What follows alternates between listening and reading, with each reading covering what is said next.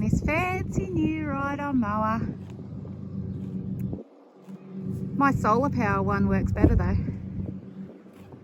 And it's got more horsepower. Isn't that right, Elvis? Dad joke for the day, guys. Dad joke. So I just finished doing my evening chores. I've just turned the water pump off after watering the hothouse and fed the horses, and I've done all the washing. Still haven't cooked tea yet. I've got to do that. Anyway, I was in the hothouse and I thought I'd take this opportunity to show you one of nature's little miracles, and I'm a bit thrilled to have them here. So take a look at these guys. Now you may look at these and go, oh my God, they're flies, get out the fly spray, blah, blah, blah, whatever. These guys are actually soldier flies. I don't know whether you can see that properly. Now these guys have been labelled the superstar of aquaculture, for starters. But secondly, they are one of nature's little miracles. So these guys will lay their eggs, or larvae, whatever it is, sorry, in the soil. And obviously, they like damp areas too. Well, obviously in the hothouse, I have very, well, moist soil. And they have been laying their larvae is in there. Anyway, I recently found out that the reason why they're so beneficial is due to the powerhouse compost they produce from pooping. So here I was worrying, thinking I've got this massive infestation, when really these guys are utterly brilliant. You can see them all on the roof and everything. I haven't lost any plants, no, nothing. In fact, they're actually thriving. I don't know whether you can see them all behind me, but everything's thriving. And apparently they are the sign of an excellent environment. You know, it's perfect. So they can stay.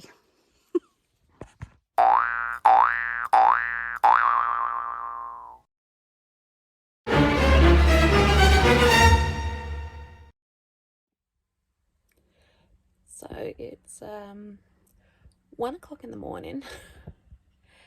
And do you want to know what I'm doing right now? I'm egg sitting.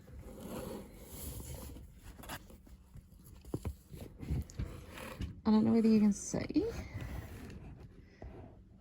but every one of them have started to pip.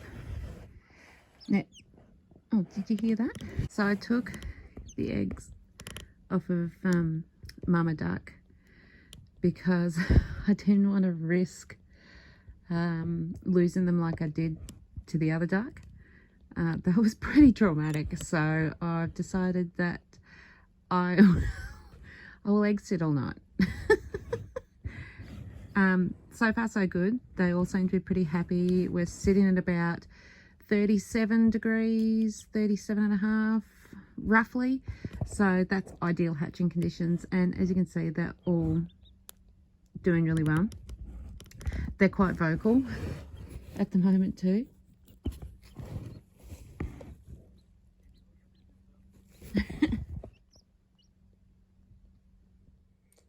Anyway, so that's my night. Egg sitting and crappy old Sylvester Stallone movies. Anyway, could be worse ways of spending a night. Stay tuned and I'll keep you posted on the babies. Well, it's 4:04 a.m. But take a look at this. We've got one out. Hi. So we'll just take the old shell out. Hi.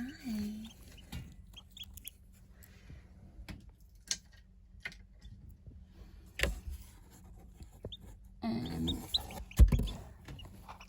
I don't think the rest will be too far away either. Hi. Oops. Hello, little cutie. So last night was a pretty sleepless night. I feel like crap today, but it was so worth it.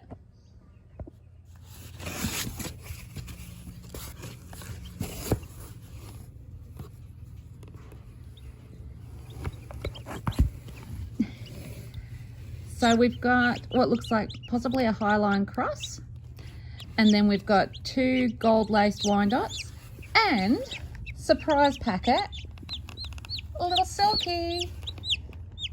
Aren't you just the cutest little thing? So these are the only guys sorry Bub, these are the only guys to hatch out of Squacker's egg. Unfortunately, out of the 8 eggs, 4 of them died trying to get out of the eggs. And you know what? It doesn't matter how long you've been doing this. It's always hard. Like, you're just like, oh, why? You know, they were doing so well. Unfortunately, it is one of those things. Just wasn't meant to be. But I have 4 little fluffers that are doing really well. So I like to think of the positive side of it. And I'll keep you posted on them. But so far, they're just doing fantastic. So they're on heat. I've got one of those little brooder plates that at night time when the generator's going, I'll have that on for them. But during the day, I've just got the hot water bottles happening. And yeah, so far so good. Let me update you on the other ones as well. So these kids are having a bit of time out in the sun. Well, they're in the shade, but you know, look how big they are. Hi kids. Hi. You've got sawdust. That water was clean like 5 minutes ago. Hi. Look how big you're getting. The Silkies did a sensational job of keeping the 2 little ones warm. And they're just looking fantastic. They're so fat and healthy. These Silkies are just absolutely beautiful. I do believe hen rooster. These 2, I'm thinking hen rooster. But we'll see how they go. So today was meant to be raining, overcast and horrible, but it's actually turned out to be not too bad. So I'm seriously sleep deprived and really have the can't be bothered today. But my seeds arrived, so let's go plant some more seeds. Well, everything seems to be going really well in here. We have had a couple of really windy days, which I've found because the bottoms, as you can see, of the hothouse are sort of flappy down the bottom. That's the technical term, right? Everything's drying out a lot quicker. So I just have to note that I have to check to water morning and night. But anyway, so check this out. Lemon scented gums. Oh, and a red flowering gum has come up too. Oh, that's a bit exciting. I'm quite thrilled with that. Nothing from the ashwagandha, the English lavender, and the valerian yet. The true dandelions, the apple cucumbers, the eggplants are now up. So eggplants are black beauty. They're now up. The manuka tea trees, I don't know whether you can see that, have just started to pop up. All the peas and everything looking fantastic. The pumpkins, I pulled out the other ones that had kind of rotted a bit, so they're the butternut pumpkins, so they will go in the garden as soon as I know the last frost is actually done. Yellow gross lizzies. These are some chilies that Mark picked up from I can't remember which nursery it was, but anyway, so we do have a few chilies there. I do have more chilies to plant though, and the little jalapenos that I transplanted have transplanted really well. Nothing from the tomato seeds that I planted the other day as yet, but that's okay. Mark also picked up some Roma tomatoes for me, and some gross lizzies. Anyway, these little tomatoes here, the yellow gross lizzie, I really have to transplant into individual pots. The capsicums, Californian Wonder, will be good to go soon. These are the green variety. Actually, I think both of them are the green variety here. And the watermelon is looking fantastic. The tomatoes, the black crim and the cherry honey that I put separated into larger pots. They've actually grown probably at least an inch since I put them in the pots, so doing really well. While I'm in here, I've got some seeds to pot up.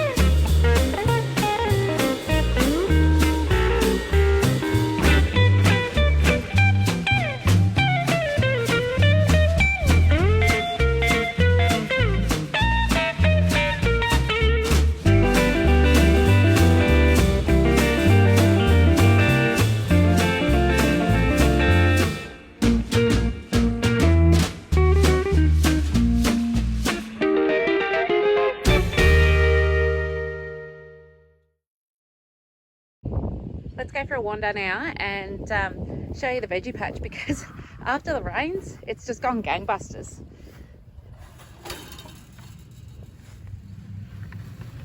Thanks Marky for fixing that gate, nice work. So as you know from the last episode, we had a couple of really nasty frosts which, oh man, it killed off most of the tomatoes. Mark's been doing some weeding too because the weeds just absolutely took over. But check this out, the little boysenberry here has gone nuts. I randomly threw in some sunflower seeds just randomly because I had like a spare packet and was like, oh, I'll just chuck it through and see what happens. Well, they've all started to pop up, so that's kind of cool. Another boysenberry there. The blueberries over the back here are looking really healthy and starting to get little buds on them. Oh, look, there's some more sunflowers there.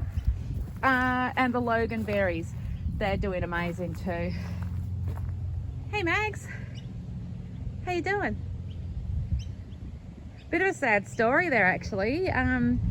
Maggie had 2 babies, but now we're down to 1 and I don't know where the other one is. It's a bit sad actually.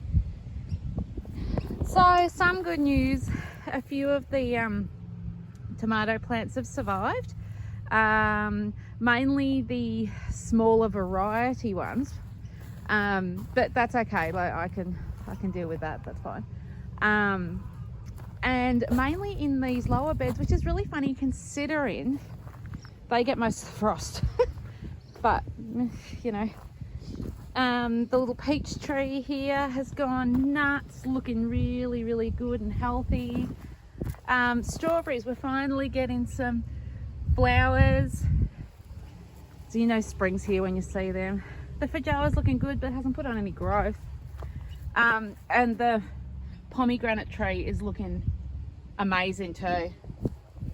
So we still have a few surviving tomatoes here and there, but yeah, not much. So a couple of these bigger ones will survive too.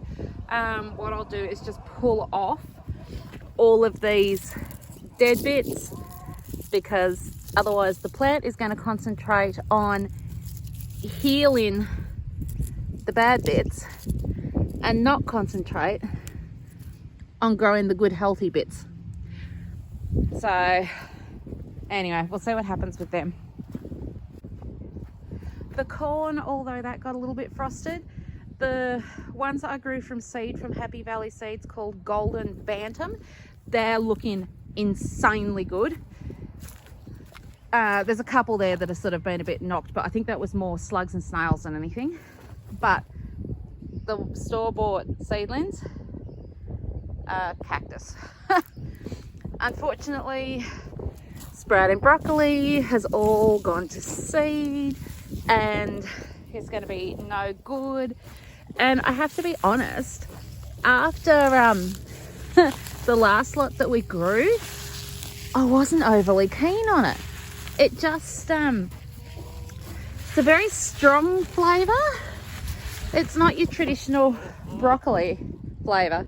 Hey girls.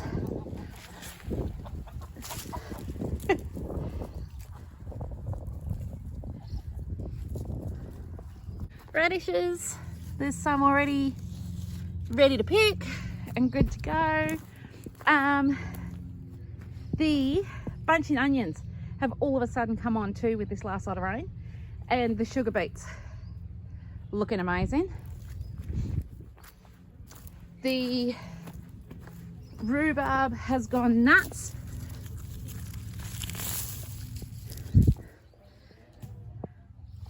And the kifla potatoes too. Got to get and weed that out too. And then the turnips. I can't remember what these ones were now. The turnips or Swedes that I thought were dead and gone have sprouted up. Bonus. Kohlrabies looking amazing. Look at that. We'll be eating them in a few weeks' time. Fennel, we'll be eating that soon too. The squash, as much as they did get frosted, you can see all the new growth on them. They're looking incredible. The other rhubarb looking fantastic. The onions have gone nuts. I'm actually tempted to pull some. Oops. So see how this one in particular is starting to die off? I think I will actually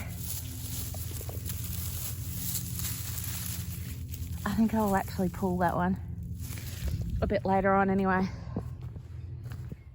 More radishes looking amazing, but check out the spuds. Look at it. I'm going to be feeding half the town. The beans over the back, I don't know if you can see them through the weeds. They're looking awesome. Absolutely awesome.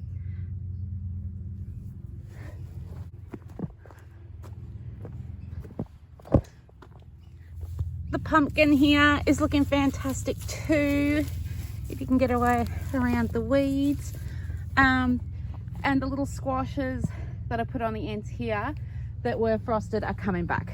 They've got a heap of new growth, so they're doing just fine. The rest of the beans are looking good too. So I'm pretty happy with how everything's come along. As much as I'm disappointed with what happened with the frost, I am happy with what's growing. And everything at the moment is a learning curve. So I've just kind of got this journal that I take note. Anything that hasn't grown, I won't be doing again for next season. Next season we will know not to plant so bloody early because I am just too impatient.